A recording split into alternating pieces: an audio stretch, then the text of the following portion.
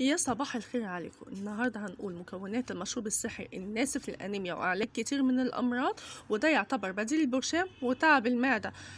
مكوناته بسيطة ومن البيت وبلاها البرشام. نقول على بركة الله وبسم الله الرحمن الرحيم. أول حاجة في المشروب السحري اللي احنا شفناه في أول الفيديو هو الرمان يا جماعة. أنا جبته فصصته وغسلته كويس أوي وسيبته يتصفى وشلته في الفريزر في أي وقت أنا بطلع منه، لأن ممكن ملاقوش. ودي مشروب حلو أوي بينسف الأنيميا في خلال كام يوم، ويا ريت نواظب عليه. حاجات طبيعية من غير لا برشام ولا حاجة تتعب المعدة. بعد كده الفراولة طبعا كلنا عارفين مليانة ألياف وفوائدها، وكل حاجة هكتبها يا جماعة فوائدها تحت في صندوق الوصف علشان تعرفوا فوائدهم كاملة. انا جبتها ونضفتها وشايفينها جميلة قوي يا جماعة، وهي دلوقتي حلوة قوي دلوقتي زي ما انتوا شايفين، وناشفة وحلوة. وهنجيبها وتاخدوا الكمية اللي انتوا عايزينها، وانا بفرز يعني علشان في وقت ما بلاقيهاش او كسلانة ان انا انزل بلاقيها. وطبعا انا دلوقتي هعمل البنجر وهغسله كويس وهقطعه شرايح، وبرضه هاخد الكميه اللي انا عايزاها وهشيل الباقي في الفريزر. الاول هناخد الرمان، هناخده انا مطلعه من الفريزر عشان كده تلاقوه عليه حبيبات تلج. هنعير بالمعيار الكوبايه العسوله دي، وبعد كده هو بعد ما نيجي هنعمله الاول لوحده عشان البذر اللي هيبقى دوت انا هرميه، انا مش هحتاجه، انا مش عايزاه. بصوا يا جماعه، اول معيار طبعا انتوا على حسب الكميه اللي انتوا هتعملوها. انا هعمل حوالي بالمج الكبير دوت حوالي من كوبايتين ل3 كوبايات على حسب الكميه اللي انتوا هتعوزوها. تكتروا او تقللوا على حسب الكميه اللي انتوا عايزينها. اديني حطيتها في ال الخلاط، وهحط عليها ميه من الفلتر كمية كويس علشان تتضرب كويس والبذر كله ينزل لتحت، والعصير بس هو اللي يطلع لفوق، ونفصل العصير عن البذر. زي ما انتم شايفين يا جماعه نضربه كويس جدا علشان حبيبات الرمان تطحن كويس، والبذر هتلاقوه الطبيعي بينزل لوحده تحت، والعصير هو اللي هيبقى فوق. وهنفصله دلوقتي، خلاص طحناه كويس هنفصله زي ما هنشوفه دلوقتي. بصوا يا جماعه احنا دلوقتي هنفصل العصير. ادي ميه رمان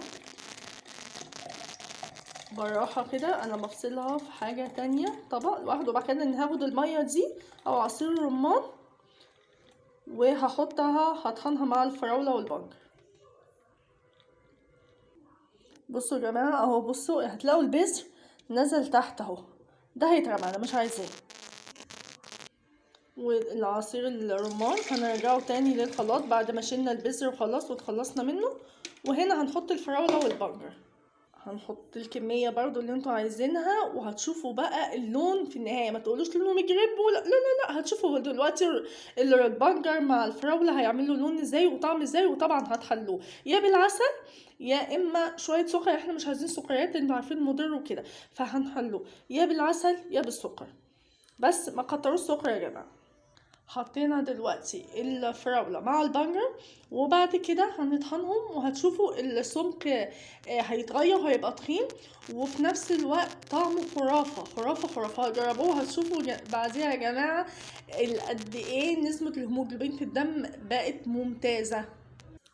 والله يا جماعة أنا نفسي أسمعكم الصوت بتاعة التفويرة بتاعة العصير وطالع عامل زي صوت السيفن والحاجات دي المنعشة تسمعوها. واو، والله العظيم مش قادرة أقول لكم. بصوا يا جماعة للأمانة أنا ما كانش عندي برجر كتير لأن كنت بعمله كل يوم، يعني بصراحة لحقته على الآخر.